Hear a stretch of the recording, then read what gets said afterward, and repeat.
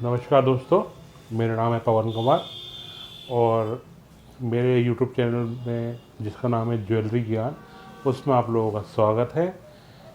जैसे कि मैंने आपको अपनी लास्ट वीडियो में कुछ प्योरिटीज़ के बारे में बताया था, गोल्ड की प्योरिटीज़ के बारे में और कैरेट्स के बारे में बताया था। इन दोनों में फ़र्क क्या है, शायद याद आ गया हो आपको।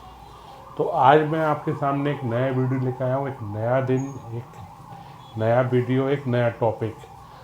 आज मैं आपसे बात करूंगा एक तो गोल्ड के पूरा उसके थोड़े बारे में, गोल्ड क्या है, गोल्ड का थोड़ा सा इसके यूज़ क्या होता है ज्वेलरी के अलावा, इसके बारे में बताऊंगा।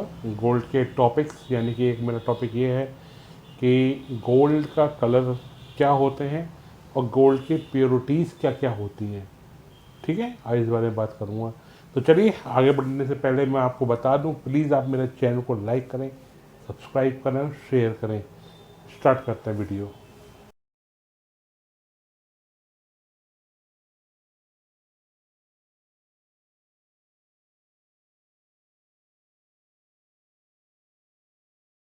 तो हाय फ्रेंड्स, मैं आपको बता रहा था गोल्ड के बारे में। तो मैं आपको गोल्ड की कुछ महत्वपूर्ण बातें हैं, कुछ इम्पोर्टेंट थिंग्स हैं, वो आपको बता दूं कि जो गोल्ड है उसका एक जो सूत्र है, जो हम रासायनिक भाषा में जो बोलते हैं उसको, वो एयू बोलते हैं।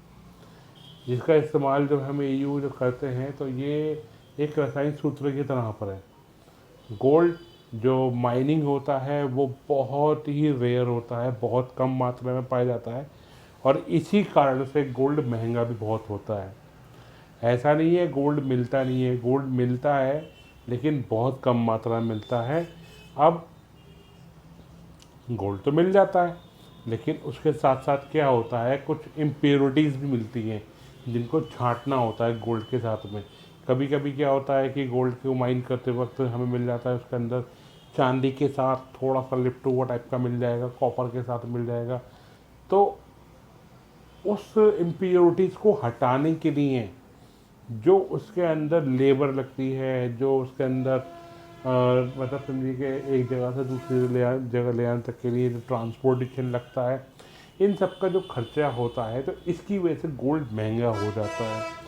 और गोल्ड को महंगा करने के लिए कुछ हम लोगों का भी हाथ है। क्यों? क्योंकि हमारी डिमांड ज़्यादा है और आप जानते हो कि जिस चीज़ की डिमांड ज़्यादा होती है तो जाहिर सी बात है कि उस चीज़ की वैल्यू भी हाई हो जाएगी। तो अब जाहिर सी बात है, आपने हमने गोल्ड अपने माइन कर लिया, उसके इम्प्योरिटीज़ को अलग कर लिया, अब मार्केट में आ रहा है तो बिकेगा ही बिकेगा। लेकिन मार्केट में अगर आता है तो उसका मतलब ये नहीं है कि हमेशा ही उसके गहने बने, हमेशा कोई इसकी फैशन ज्वेलरी बने। कभी कभी क्या, ज़्यादातर इसका इस्तेमाल कहीं और भी होता है, वो मैं आपको उसके लिए बता दूँ। सुनिए, इसका जो इस्तेमाल होता है गोल्ड की ज्वेलरी के अलावा, वो होता है हमारा मेडिसिन में, मेडिकल्स में। होता क्या है, जब कोई हम वो नहीं होता है दंत चिकित्सालय से बोलते हैं, दांतों के हॉस्पिटल, दांतों का अस्पताल, तो इसके अंदर भी इसका ट्रीटमेंट के करने के लिए, दांतों का ट्रीटमेंट करने के लिए इसका इस्तेमाल होता है गोल्ड का। दूसरा, डॉक्टर्स के जो इक्विपमेंट्स वगैरह होते हैं उसके अंदर भी सोने का, गोल्ड का यूज होता है। इसके अलावा कंप्यूटर्स और कोई इलेक्ट्रॉनिक्स आइटम्स जो बहुत ढेर सारे बने हैं, ये इन सब के जो होते हैं, कुछ कुछ महंगे जो पार्ट्स होते हैं या महंगे इक्विपमेंट्स होते हैं, उनके अंदर भी गोल्ड का यूज किया जाता है। सपोज दैट जैसे कि नासा हुआ या इसरो हुआ, वो भी अपने इक्विपमेंट्स बनाने के लिए गोल्ड का यूज करते हैं। अब ये लोग गोल्ड का यूज़ क्यों करते हैं, इनका वजह, इनका कारण क्या है? इसके कारण ये है कि जो गोल्ड होता है ये विद्युत का बहुत अच्छा संचालक होता है। ये एकदम से गर्म नहीं होता, ये ठंडा रहता है। तो अगर कोई ऐसा एक एलिमेंट इसके साथ में लगा दिया जाए इक्विपमेंट के साथ में जो जल्दी गर्म ना हो, तो वो ज़्यादा अच्छा रहता है, उनके लिए ज़्यादा बेस्ट रहता है ना, क्वालिटी वाइज भी और इक्विपमेंट के हिसाब से भी वो अच्छा होता है। अब आपने देखा होगा कहीं कहीं पे, जहाँ तक आपको नॉलेज होगी, कि आपने पहले एम्पलीफायर भी चलते हैं, आज भी चलते हैं, पहले भी चलते थे एम्पलीफायर। तो एम्पलीफायर के पीछे एल्यूमिनियम की प्लेट लगी होती थी, वो उसके ऊपर ट्रांजिस्टर वगैरह लगे होते थे। उनका यूज़ क्या था? एल्यूमिनियम का।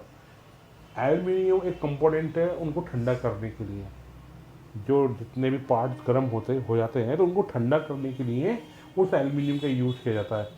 इसी तरीके से सेम जो इक्विपमेंट्स होते हैं महंगे, थोड़े से महंगे, है ना, तो उनके पार्ट्स को ठंडा करने के लिए एकदम से हीट ना हो जाए, बेकार ना हो जाए, इसके लिए गोल्ड का यूज़ किया जाता है।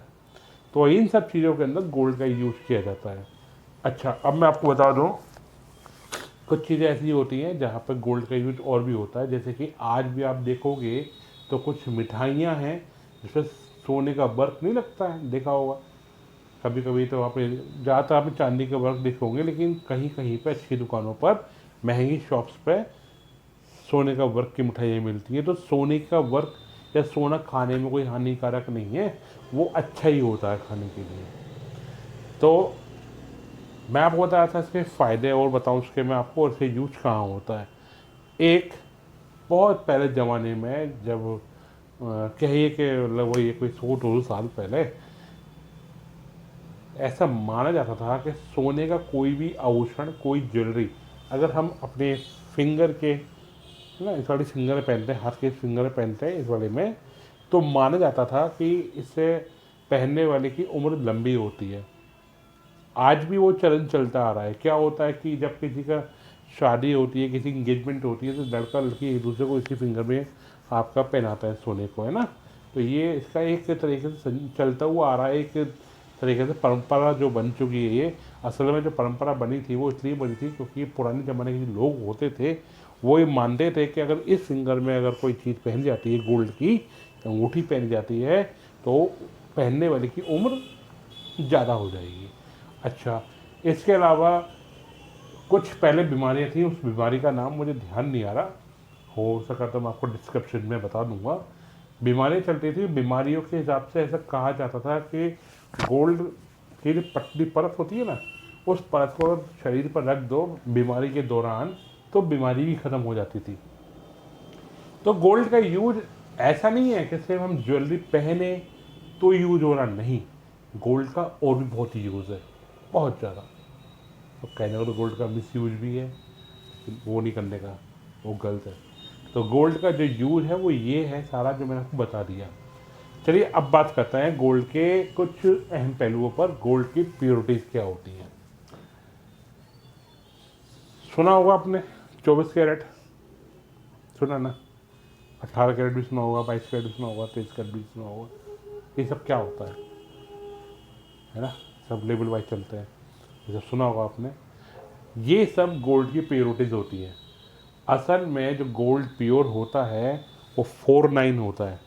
49 से सेंस 999.9%, है ना, यानी कि 99.99%, यानी कि 100%। तो जो 100% सोना होता है, हम उसे नाम देते हैं 24 कैरेट। इसका मतलब ये है कि सोना शुद्ध है। लेकिन फिर भी इसे 0.1% जो रह जाता है, और दूसरे एक एलॉय होते हैं जो उसके अंदर मिक्स होते हैं, वो 1% से कुछ फ़र्क नहीं पड़ता, ठीक। लेकिन अब हम बात करते हैं दूसरे की, बात आता है 22 कैरेट। तो 22 कैरेट की ज्वेलरी होती है वो बनती है 92% में, ठीक। 92% सोना होता है और 8% दूसरे एलिमेंट होते हैं। अब वो क्यों होते हैं, उनका वजह क्या है, वो मैं आपको बताता हूँ अभी। तो 22 कैरेट की जब ज्वेलरी बनती है, या 22 कैरेट का जब सोना बनता है, तो उसके अंदर हम जो गोल्ड होता लेते हैं वो लेते हैं 92%। बाकी जो 8% इसके अंदर होते हैं वो होता है दूसरे आपके एलॉय, जैसे कि कॉपर, जिंक और ये सिल्वर वगैरह। सेम थिंग 18 कैरेट में भी होती है।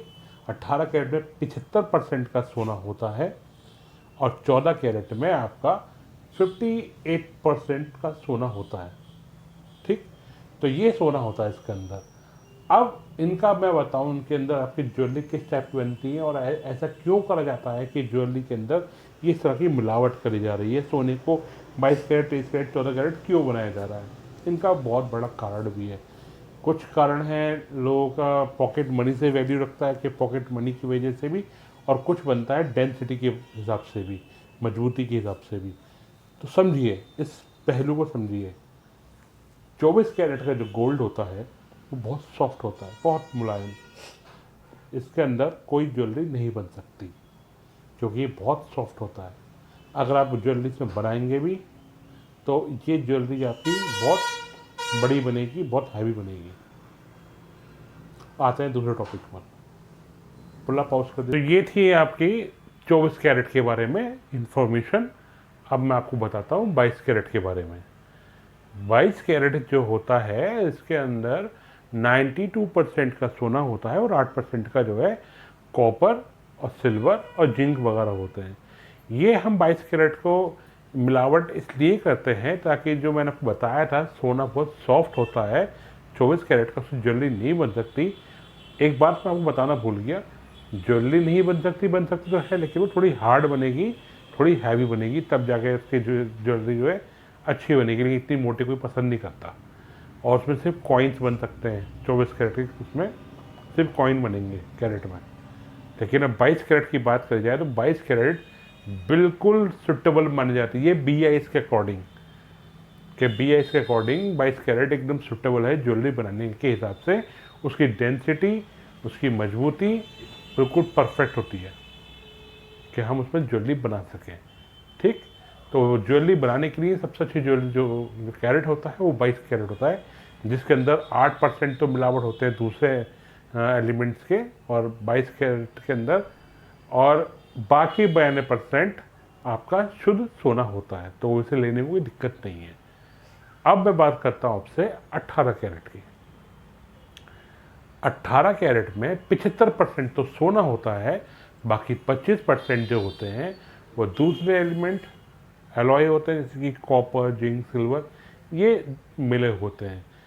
अब इसका जो यूज होता है 18 कैरेट का, वो ज़्यादातर नग वाली कोई ज्वेलरी होती है, जैसे मतलब मान के चलिए स्फटिक नग होते हैं या स्टोन्स वगैरह होते हैं या डायमंड होते हैं, तो इनके लिए इस कैरेट की यूज होती है, गोल्ड यूज होता है। ठीक है, अगर ज्वेलरी बनानी है आपको नग वाली कोई, डायमंड वाली कोई, तो 18 कैरेट का यूज किया जाएगा। अच्छा, 18 कैरेट की ज्वेलरी बिना नग की भी बनती है, ऐसी बात नहीं है, बनाई जाती है। लेकिन उसके लिए क्या होता है, ये कभी कदार उन लोगों के लिए बन जाती है जो लोग कहते हैं कि उनकी पॉकेट वैल्यू उतना नहीं है कि वो लोग 10 ग्राम की अब कोई महंगी चीज़ कोई ख़रीद पाएँ, है ना। तो उनको 10 ग्राम की चीज़ 22 कैरेट में थोड़ी ज़्यादा महंगी पड़ती है और 18 कैरेट में वही चीज़ 10 ग्राम की सस्ती पड़ती है, तो इस वजह से भी लोग खरीद लेते हैं। तो 18 कैरेट की भी ज्वेलरी खरीदने में कोई दिक्कत नहीं है, बशर्ते कोई भी ज्वेलरी आप खरीदो हॉलमार्क हो। अच्छा, अब हम बात करते हैं 14 कैरेट। 14 कैरेट जो होता है उसमें 58% की प्योरिटी होती है गोल्ड की, और बाकी जो प्योरिटी होती है 42% की, तो उसमें होता है आपका वही एलिमेंट्स जैसे कि मैंने बताया था आपको, कॉपर, सिल्वर, जिंक वगैरह, ये सब इसके अंदर मिक्स होता है। 14 कैरेट का जो यूज़ किया जाता है ये सिर्फ और सिर्फ स्टोन्स के लिए यूज़ किया जाता है, डायमंड की ग्रिपिंग के लिए यूज़ किया जाता है, डायमंड फिक्स करने के लिए यूज़ किया जाता है। आप जब भी कोई ज्वेलरी परचेस करते हो डायमंड से रिलेटेड या किसी स्टोन से रिलेटेड, तो कोशिश करिए कि आप 18 कैरेट या फिर 14 कैरेट खरीदिए, क्योंकि जब आप डायमंड परचेस करते हो तो जाहिर सी बात है डायमंड तो महंगा ही होता है। अब डायमंड को आप गोल्ड के अंदर लगाओगे, कोई सॉफ्ट गोल्ड हुआ, उसके एंकल्स वगैरह निकल गए, है ना, तो फिर वो दिक्कत हो जाएगी, डायमंड निकल गिर जाएगा। इसलिए आपके लिए सुटेबल रहेगा वो 14 कैरेट या 18 कैरेट रहेगा। ठीक, तो ये तो बात तो कर ली हमने प्योरिटीज़ के बारे में, और उनके अंदर क्या इम्प्योरिटीज़ होती है, उनका यूज़ क्या होता है, और किस तरह की इनकी ज्वेलरी बनाई जाती है, इसके बारे में आपको समझा दिया। फिर भी कोई चीज़ आपको समझ नहीं आई हो या आपको लगता हो कि मैं नहीं समझा पाया हूँ, तो आप मुझे जो है कमेंट बॉक्स में कमेंट लिखकर बता सकते हैं। अब मैं आपको बताता हूँ इससे कलर के बारे में। गोल्ड के जो कलर होते हैं वो कितने होते हैं। बेसिकली जो हम गोल्ड के कलर जो यूज़ करते हैं, ऐसे तो गोल्ड के कलर बहुत होते हैं, जो हम यूज़ करते हैं वो सिर्फ 3 होते हैं। ये 3 होते हैं। अब 3 जो मेन कलर होते हैं, एक तो होता है येलो, जो हम और आप सब जानते ही हैं, जो यूज़ होता है, जो नेचुरल है। लेकिन इसके अलावा जो हम यूज़ करते हैं कलर, वो है इसके अलावा आपका रेड, रोज़ गोल्ड और वाइट गोल्ड। ये जो हैं आपके, इसके येलो के अलावा और गोल्ड के कलर्स हैं जो मैं आपको बता रहा हूँ। येलो गोल्ड तो नेचुरल है, ठीक, जैसे भी वो निकलता है तो सेम उसकी ज्वेलरी बना के आप लोगों को दी जाती है, आप लोग देखते हैं उसको, परचेज करते हैं। लेकिन रोज़ गोल्ड ज्वेलरी होती है वो बनाई जाती है आपका ज़्यादा कॉपर का यूज़ करने से। अभी मैंने आपको बताया था ना कि 18 कैरेट की जब ज्वेलरी बनती है तो उसके अंदर हम जो एलिमेंट्स मिलाते हैं वो 75% गोल्ड होता है और बाकी 25% आपका कॉपर, जिंक, सिल्वर होता है ना, ये बताया था ना। लेकिन जब हम रोज़ गोल्ड की कोई ज्वेलरी बनाते हैं तो उसके अंदर 18 कैरेट के अंदर 75% तो गोल्ड होगा, लेकिन 25% जो होगा वो होगा प्योर कॉपर। और हुआ तो थोड़ा बहुत डेंसिटी बढ़ाने के लिए जिंक वगैरह ये डाल देंगे। क्लियर। अब बात करता हूँ वाइट गोल्ड की। वाइट गोल्ड जो है वो एक इंस्पायर हुआ है आपका प्लेटिनम से, क्योंकि प्लेटिनम हर कोई नहीं खरीद सकता, वो एक एक्सपेंसिव मेटल है, वो भी गोल्ड की तरह बहुत रेयर है, जो जल्दी नहीं मिलता। तो जो लोग एफर्ट नहीं कर पाते कि वो मेटल आपका खरीद पाएँ प्लेटिनम का, या प्लेटिनम ना खरीद पाएँ, तो जो लोग एफर्ट नहीं कर पाते वो वाइट गोल्ड में जाते हैं, या फिर कुछ लोगों को वाइट गोल्ड होता ही पसंद है। तो वो वाइट गोल्ड जब खरीदते हैं तो उनको भी बता दूं कि वाइट गोल्ड जो होता है वो 18 कैरेट में बनता है, कुछ लोग 14 कैरेट में बनाते हैं। लेकिन इसके अंदर जो मात्रा रखी जाती है गोल्ड के साथ में दूसरे एलिमेंट की, वो पैलेडियम, सिल्वर और जिंक वगैरह होते हैं। जिंक बहुत कम होता है, तो पैलेडियम ज़्यादा होता है, सिल्वर ज़्यादा होता है, ठीक। इससे इन सबको मिलाकर आपका वाइट गोल्ड बनता है। तो ये बात मैंने आपको समझा दी प्रॉपर तरीके से। मैं सोचता हूँ शायद आपको समझ में आ गई होगी जितनी मैंने आपसे अभी तक बातें करी हैं। इसके अलावा और भी मेरे बहुत ढेर सारे वीडियो मैं इसके रिगार्डिंग ज्वेलरी के, गोल्ड के, डायमंड के रिगार्डिंग बनाता रहता हूँ। आप जाइए यूट्यूब वीडियो मेरे सर्च करिए, देखिए और जाकर उसमें देखिए, आपके लिए बहुत ढेर सारे मैंने वीडियो बना रखे हैं। शायद आपको आज की वीडियो समझ में आई होगी, अच्छी लगी होगी, तो प्लीज़ लाइक और शेयर सब्सक्राइब जरूर कर दीजिएगा। और आज का वीडियो यहीं पर मैं ख़त्म करता हूँ और उम्मीद करता हूँ अच्छा लगा होगा। शेयर कीजिएगा, सब्सक्राइब कीजिएगा। तब तक के लिए नमस्कार।